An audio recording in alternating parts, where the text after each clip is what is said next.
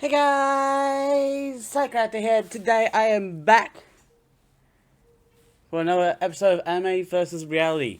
I need to fix the sword as well. The sword's leaning over a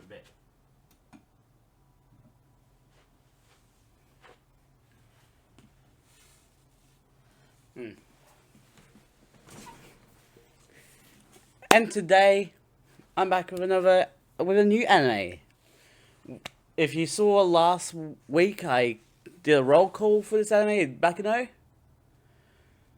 But before we get to going through this, there is a special announcement of a birthday that I have to do from a show called Ruby for Pira Nikos. Today is actually her birthday.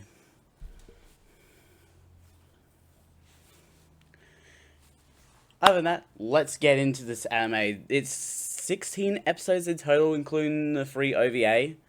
So I'm going to be doing this in a 4-5-4-3 to keep the OVA as its own little thing. So let's get into episode 1, where a little girl named Carol is introduced reading books, searching for something in particular. The vice director is disappointed with her bad table manners. She's thinking about the series of mysterious events that started in November 1930. The vice director brings up the time they were traveling on a train together when Carol saw a rainbow. He explains to Carol back then how a rainbow is a refraction of light, and that those that don't think of it as a prelude to disaster, saying that the plants at the bottom of the rainbow might be on fire. Honestly, that would be cool to see. Like, it's an amazing rainbow. You go to the location, the ground's on fire. Nice. Asking her why rainbows are considered fairy tale-like, Carol doesn't have a good answer, saying it's their job to relay existing information to people. The vice director gives her 319 points, saying that while they do gather information, whether true or false, they can't stop thinking, even after determining its authenticity. The truth can change if they keep thinking about it, but a story is not information nor the gathering of information, and it's predetermined. I keep doing that. I gotta make sure I actually am clicked on my notes. The vice director, Gustave Saint Germain, asks Carol why the story started in November 1930 and scolds her for being his assistant on daily days when she doesn't have an answer. He starts the story set in the year 1711 on the ship Avenda Avis that was crossing the Atlantic. Another element of the story takes place on the transcontinental train Flying Pussycat, and the tragic event that got swept under the rug. However, Carol chooses the start of the story in November 1930 despite these events, explaining that she considered the difficulty of its comprehension. When they caught a hint of the story originally, the events in November 1930 was the first thing they found. Gustave gives Carol 156 points, explaining it might be easier to understand that way, but says she shouldn't just think about the chronology, but who the main characters are. Is it the robber duo, the boy who suffered from a cursed destiny, or the Gandalf's family intelligent executive? Carol picks her main character to be a guy that gives a homeless guy $2 because he looks main character-ish. The homeless guy pulls out a blade to attack the guy, only for him to catch the blade, but lose at least 2 fingers. It does pain the guy to lose his fingers, but only momentarily when the blood he loses retracts to his body and the fingers reattach, telling the homeless guy he's Furo Procesno from the Matillo family. Gustav says that whoever is the main character of the same accident, the story changes kaleidoscopically. Even though there is just one accident, every person's account of involvement can vary drastically. And in the 1930s, there's many perspectives to be obtained from millions of people from across the country. One guy running a gang of mobsters orders his men to destroy the Gandors or the Matillas without hesitation or questioning. At a closed store called Coragioso, Luck Gandor and his gang are dealing with someone, with Luck saying he's letting Sheik handle them. A gangster comes to their room to let them know that a gambling hall, a bar, and a betting ticket office under their control were destroyed. They brought one of the guys that hit the bookies, and the giant muscle guy steps out to deal with them. I'm gonna warn you now, before I really get into this, this story jumps between years a lot. And when I say a lot, it's like almost every scene. Cal interrupts Gustav to ask if he's studying with the conflict between the Mafia or their families. Gustav continues telling what he knows, how the gang against the Gandors and Matillas has put Luck to sleep, saying the Gandors are just a puny organization. And he's hoping to take care of the Matillas too using taxi bombs that he plans to buy, but his boss wants him to deal with someone else first. The story suddenly shifts over to a new female character, wondering where her brother is, before Gustav gets meta, saying it would be strange if they were the start of the story. Which is funny, because they actually do start the story.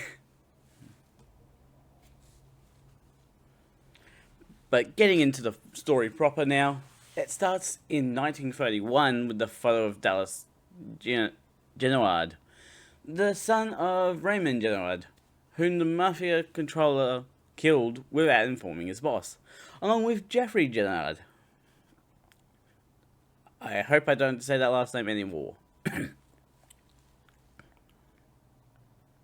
The boss calls Dallas at his office, confirming that Dallas knows the guy's name is Gustavo, along with there being evidence.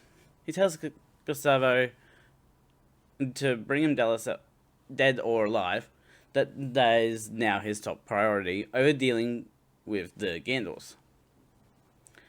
Gustavo orders his men to go find Dallas, saying he has to pay for making fools of the Runarata family. The gangster that the Gandor strong guy is beating up at Coragiso is surprised to see Luck, who should be dead, alive. It's a bit hard being dead when you're alive. Luck lets Sheik know he has another person to take care of, but Sheik still needs to clean off the previous person's blood and grease yet. Not wanting that same fate, the gangster gives up who turned Luck into Swiss cheese. At a library, Luck and Furo meet up as Luck reads Edgar Allan Poe's Spirit of the Dead from 1827, saying he was scared of the poem when he was young. It seems that Luck's nervousness about death has disappeared as much as the need to fear.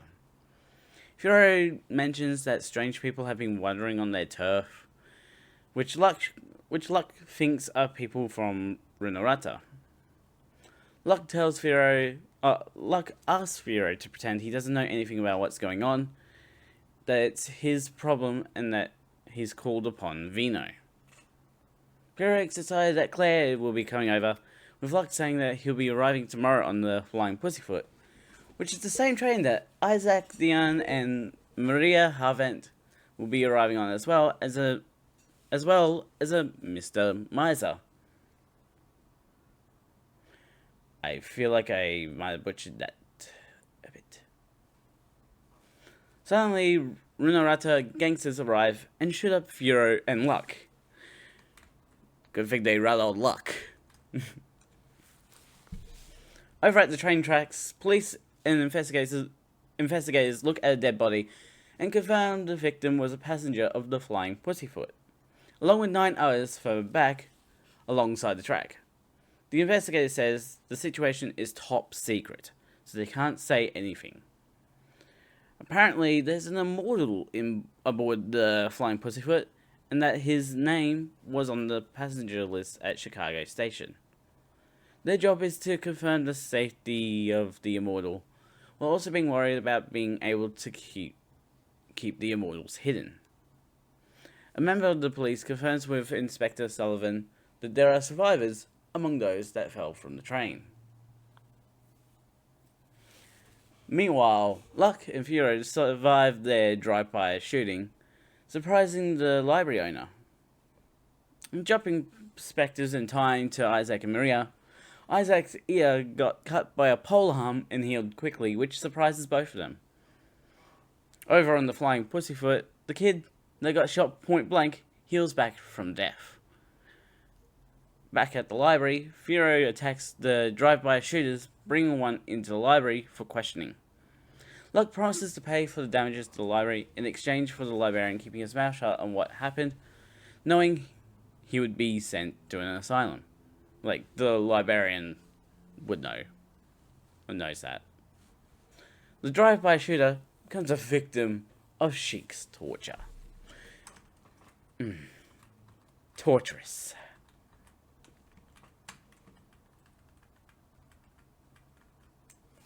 At Grand Central Station, Furo, Luck, and their families wait for the Flying Pussyfoot to show up, talking about how it's a strange train.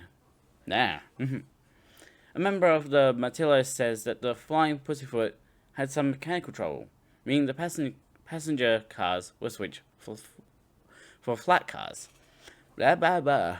I am struggling to read. Luck says that the front car will also be switched for an electric car, meaning Furo won't see all of it. Furo asks about Mr. Miser with another member of the Martillos, describing him as someone that likes to be on his own, trying to carry all the burdens by himself. Another of the group says that Claire is on the opposite end of the spectrum, bright and selfish. Two of the survivors that fell off the train are surrounded by the police, just staring at the supposed couple. The man talks about how if things were going to turn out like this, he should have killed her earlier, thinking about killing her in front of the police, revealing his missing arm. Oh. The Flying Pussyfoot arrives at Grand Central, bringing new characters with various injuries to New York, which includes niece Hollystone. Another survivor of the Flying Pussyfoot from the mansion party is found floating on a crate in the river. Isaac and Maria have also arrived on the Flying Pussyfoot, saying hello to Furo, Ines, and Miser Avaro. The kid that got shot from the train also makes his presence known to Miser. I get that this story is confusing already, but I'm presenting it how the anime presents it.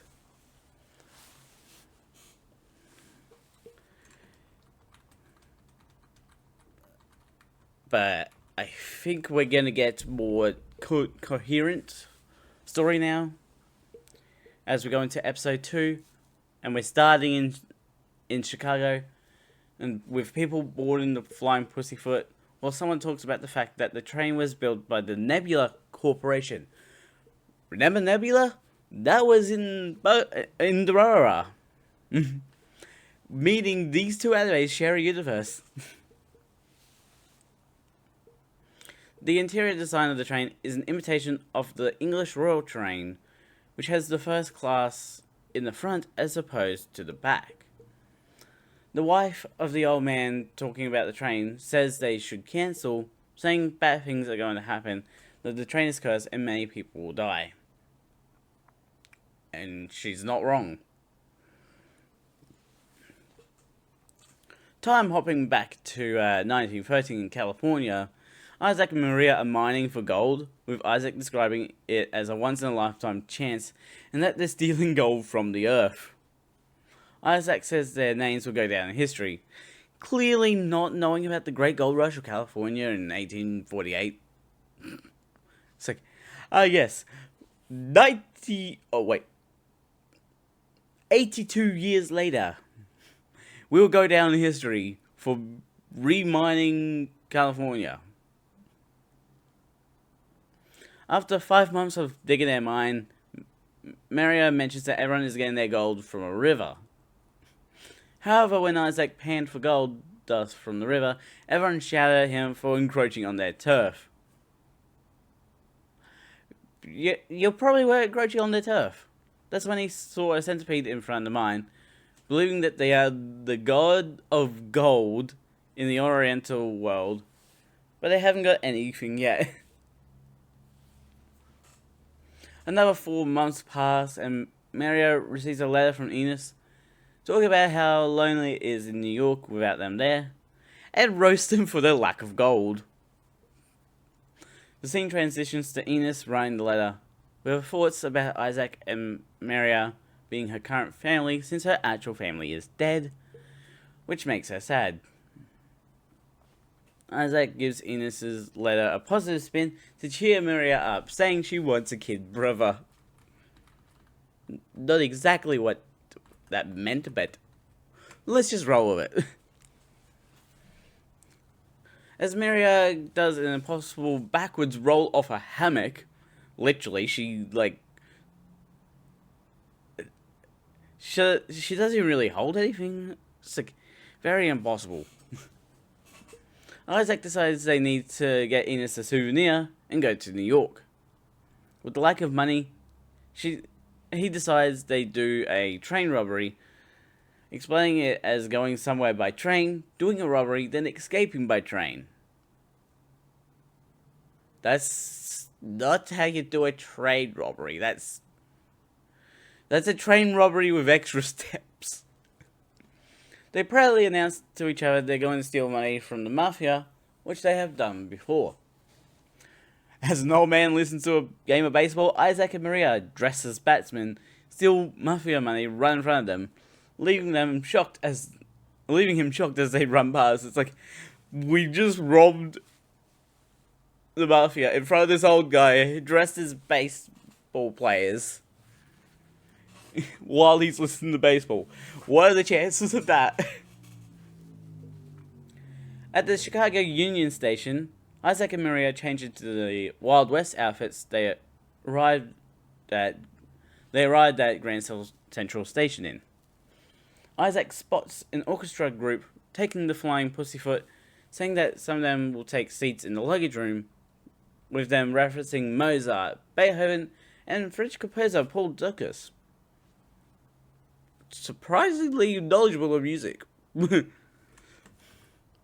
I honestly think, personally, that Isaac and Maria are actually smarter than we think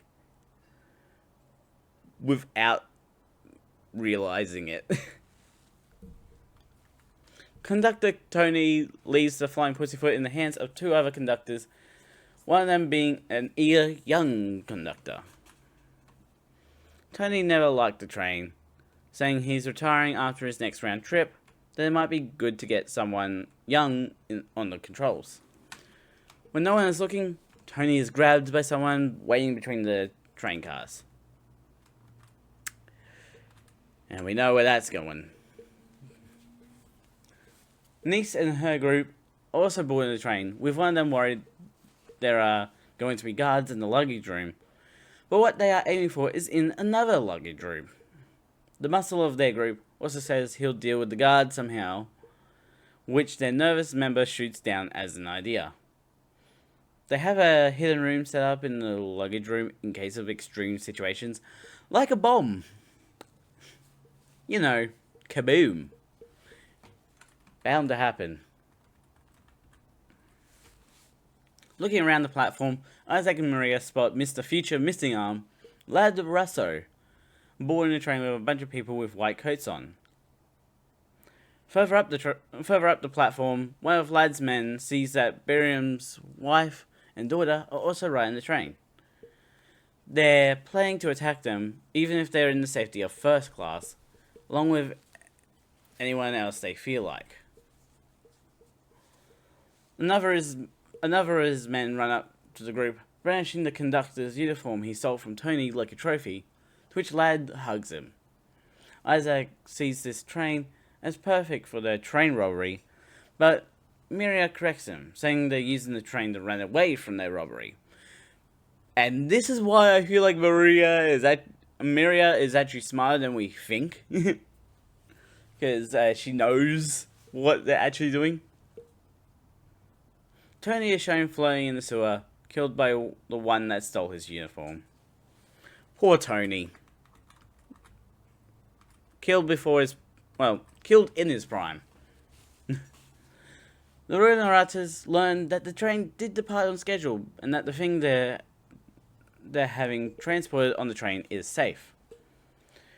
Manfred Miriam is revealed to be working with the Runaratas, through him learning that his wife and daughter are on the Flying Pussyfoot as well. Gustavo suggests they could have the train stop to let only them off the train, but Manfred doesn't care, seeing the thing as more important. With the train now moving, Nice and her group prepare to put their train robbery into action, talking about a new type of bomb they're planning to steal. Nice says it would be nice if the new bomb exploded, which only scares the nervous member, with everyone else expecting her to say something like that. Seeing Isaac and Maria, Nice believes them to be actors, and their chef member says they've been ordering only Chinese food and honey green tea for some reason. Nice convinces their nervous member, Jacuzzi Splot, to talk to Isaac, while their chef, John Panal, tells her to not tease him so much, but she wants him to be more sociable.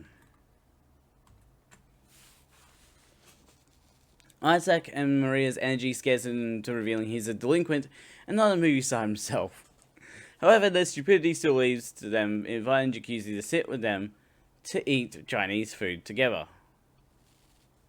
Isaac thinks that since cows are herbivores, eating a steak is the same as eating grass and meat together, bringing a whole new definition to a grass-fed beef. Which makes sense, but is also wrong. Yeah. Just as wrong as thinking holding something that held something make it the thing that held it yours. Again, with some good logic going skew. I honestly believe, Isaac and Maria are secretly smart, but they act stupid. The bartender of the group is happy to see Jacuzzi enjoying the food until some kids bump into him, one of which is Mary Barium, which leads to Jacuzzi almost choking on a piece of meat. Mary's mother, Natalie Barium, joins them to have a coffee and explains that they're on their way to meet with their husband. The other kid, who'll be shot to death on the train later, says his name is Cheslaw Mayer, and that he's going to meet with his family in New York.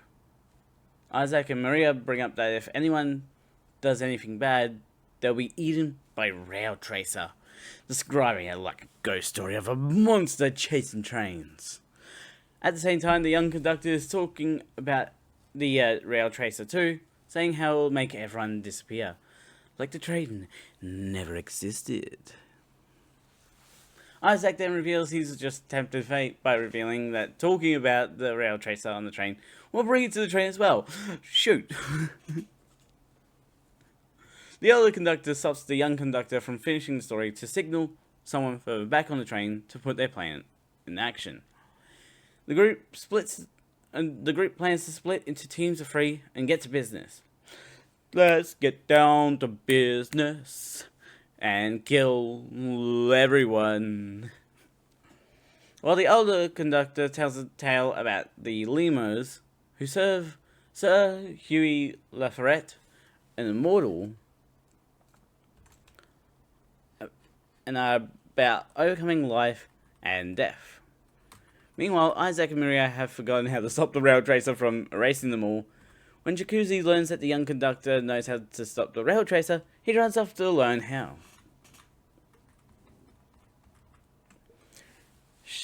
Cheslaw thinks to himself about how he introduced himself with his real name, wondering if there's an immortal among the group of people he's with.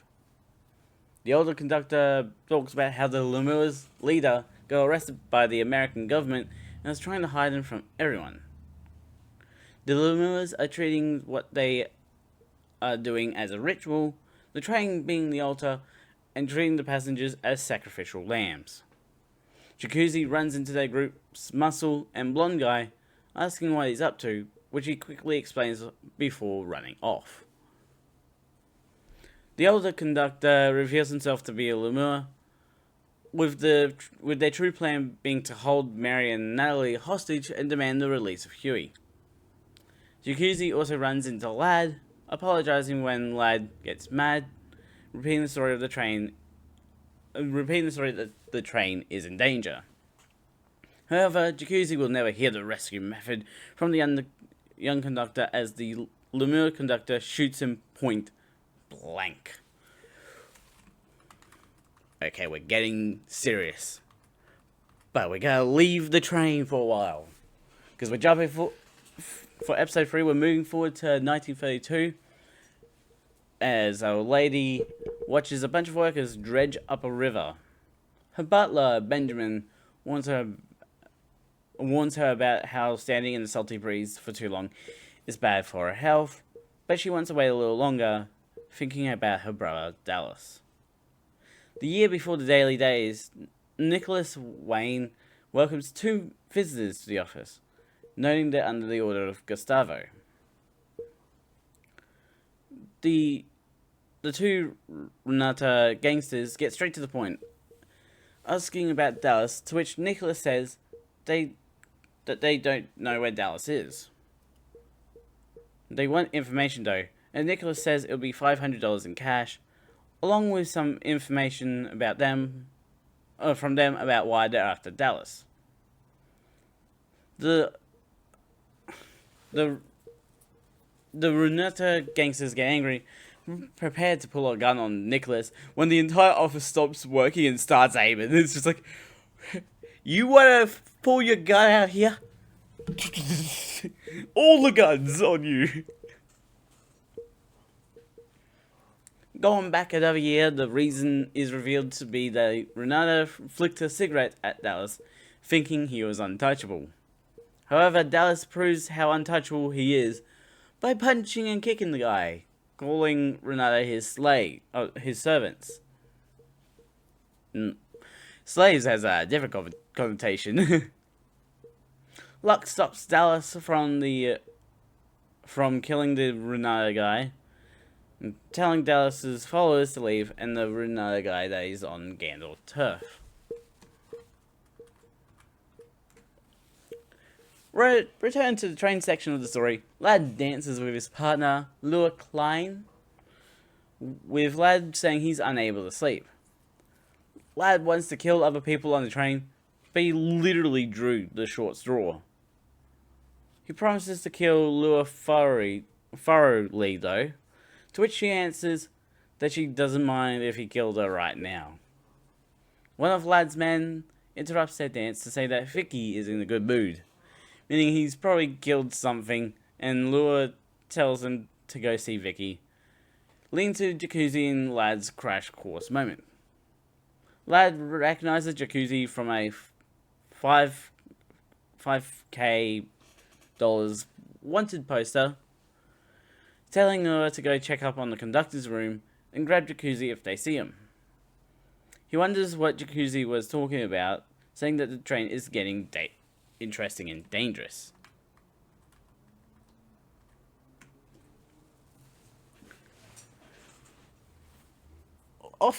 Going back off the train, two men meet behind a building, one of them, Randy, lighting his gloved hand on fire, and scaring the other before calmly putting his hand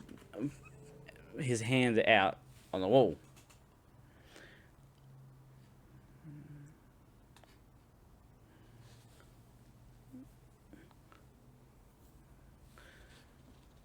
Like, Randy is planning to use that trick at Furo's party. The other man, Pezzo, tried the trick as well, pouring oil on his gloved hand. But since his glove is accidentally made of cloth, Pezzo panics, trying to put his hand out on the wall, only to accidentally kicking over the oil and getting the glove off and causing accidental arson. Oh, you know, just cause an accidental arson. You know how it is. Meanwhile, a man smashes a rodent with a hammer, only for the rodent to recover from death. Successful, he cries out to Master Zilzar Quates that he finally finished his work, only for the building to suddenly start burning down. Unable to lift a crate of 20 bottles, he's forced to put 2 in a smaller crate and escape. Back at the Daily Days, another of the lady servants says that her friend works there, and Benjamin says that they can trust them as a newspaper agency to a certain extent. They see the 2 Renata gangsters leave at the moment they go inside.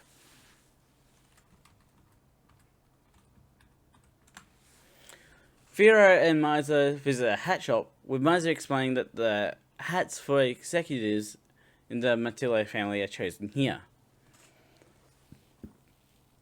Chosen at this store. Miser picks out a hat and puts it on Firo's head, and he immediately loves it, matching the style and everything. And Miser welcomes him to the Matillo family, treating it similar to the Camorra, a mafia-like criminal organization located in the region of Campania and the city of Naples in Italy. Furo asks if he's a day early, but Miser says the ceremony has already started. As they leave the hat shop, they bump into Isaac and Miria in fancy outfits entering the store. Walking down the street, Furo spots a raging fire, going to check it out, where he bumps into Enos. Enos drops it's like a cufflink, so Furo chases after her. Going forward back to Jacuzzi's run to the conductor, Nice asks Muscle Donnie to follow her to get to Jacuzzi, taking the opportunity to check the luggage room along the way back, leaving Nick to handle the dining car.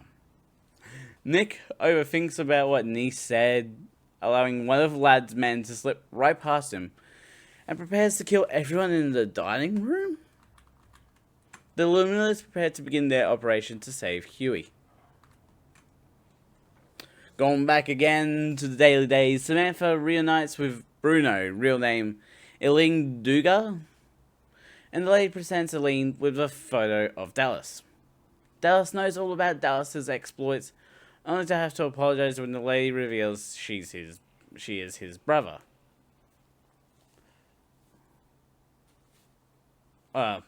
She is his sister, I mean. Why did I put brother?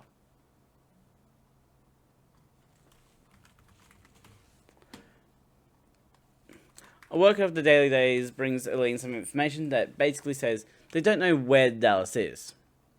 Furo's hunter for Enos leads him to the scientist that brought the rodent back to life after being attacked by Dallas.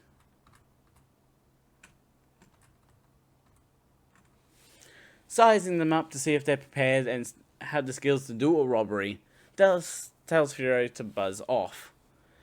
Dallas's men try attacking Furo, but he casually dodges and takes the guy down in one punch, flips the second guy over his shoulder, and kicks the third guy into the trash. Dallas pulls out a switchblade and also attacks Furo, only to lose the switchblade in one attack and get taken out by a palm to the chin. Whoopoo!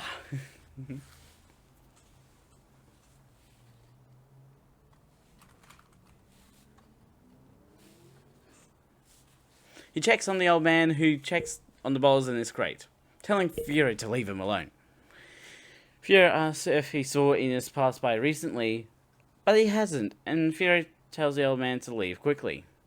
He does leave, but not quickly enough to avoid being beaten up to the point of bleeding out by Dallas, who takes the old man's crate and utters Furo's name.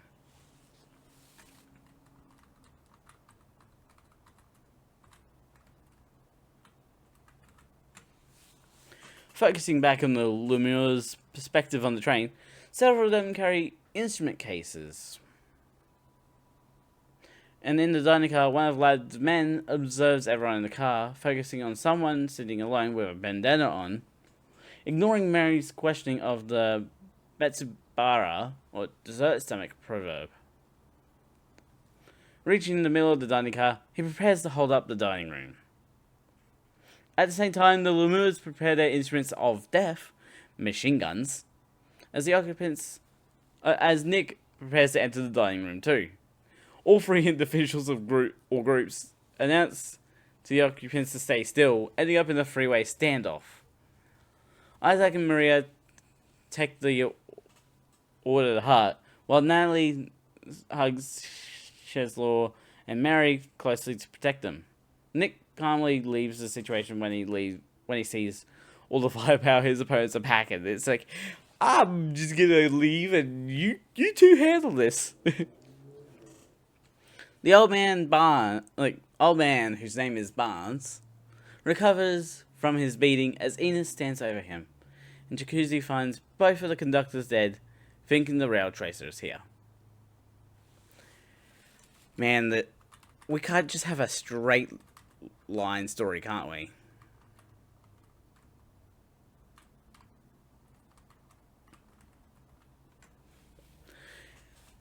Good thing is, we're at the last episode I'm going to do today. And a shootout breaks out on the flying pussyfoot as Lad joyfully skips along to the sound of gunfire until he hears a machine gun. Nick runs past Lad to find Niece, and Lad continues his skipping before sprinting towards the gunfire, wondering who's been killed. 10 hours earlier in Chicago, the two men tell their boss their transporter was robbed by two people wearing Babe Ruth and Ty Cobb uniforms. The boss brings up Jacuzzi's wanted poster, which is because of what he did to Sedaris that left him dead. Lad walks in on this meeting, telling his uncle, the boss, he has good news and saying his uncle's idea of searching for all the criminals is a bad idea, killing the two employees. He talks about the flying pussyfoot, thinking of wanting to crash it in the middle of Manhattan, but says that's a bluff for money, and if that fails, he'll turn it into a kidnapping instead. His uncle wants Lad thrown out, but instead he's introduced to Lad's subordinates and partner Lua. Trying to get him to leave, Uncle Russo tells Lad to just go do it, but not mention his name. Lad already knows not to do that, aiming a shotgun at his uncle and saying he loves to kill those that feel safe, pulling the trigger to reveal it's empty.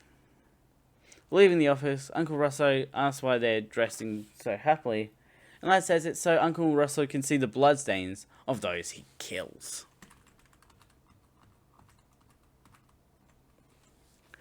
Back on the train, one of the Lemurs is taken down, followed by Lad's subordinate, all while Bandana Girl sneaks out the window and crawls under the train like some weird Spider-Man. Or Spider-Gwen would be a more appropriate joke. Lad confronts the Lemurs, saying he's unarmed, getting within kicking range of a machine gun held by a Lemur, and using it to shoot the other Lemur. It's just like, damn, take it out by yourself. Take it out by your own team. Whoopsies! The injured Lemur leaves the dining car, and Lad takes the machine gun before dropping it to take the Lemur on with fisticuffs, while referencing American boxers like Pete Herman, Jack Johnson, and Jack Dempsey. Apparently, I don't know my American boxers, unfortunately. The lemur is still alive, bringing up Huey, saying that Lad could block his path, but Lad isn't interested in that, continuing his beating of the lemur to death. Lad recognizes Natalie and says that the plan has changed to killing the lemurs, followed by Natalie and Mary. Cheslaw smiles, knowing that he could use Lad and his men for his own plan. Meanwhile, the lady, Samantha and Benjamin, return to their car and leave while Elaine and Nicholas talk about what they know about Dallas. Dallas is blackmailing Gustavo with the knowledge of the killing of the head of the Genard family. Nicholas believes it's a lie, saying there must be a deeper reason to go after the Renatas. Elaine lets slip information that the Dallas case is top secret, to which Nicholas figures out it's related to the people that can't die. Interesting. Back at the hat shop in 1930, Isaac and Maria try acting normally, trying on all the different hats in the store, including an Indian headdress, a samurai helmet, and masks of certain culture that I don't really know that well. Ultimately, they fail at acting normally by threatening to beat up the shop owner, but he doesn't care, returning to his newspaper after they leave with their change. Nice. The two walk down the street, with Isaac openly talking about all the robberies and the 87 places they've been. Miria says she's been exposed to danger at every place, but Isaac plays it off as it hasn't been 100 times yet. Isaac announces that they have one last big job in New York before they move to Miami to live the rest of their days. Which doesn't really end up happening, considering where they end up in Dorora. Planning to buy a big house and a pool to swim day and night, as well as a railroad. Actually, that is 100% possible to do. There are people that own private railroads, but it's like small tracks. From all their spitting, Isaac and Maria end up in the middle of the road and get hit by a car. Returning to the train plot, the leader of the group of lemurs, Goose Perkins, tells his subordinates to retreat the other subordinates for now, wondering if this is a trial. Chane Laforet also heads out to do something without explaining what, with Goose letting her do so, knowing she'll pull through when needed, and that she'll be dead by tomorrow anyway.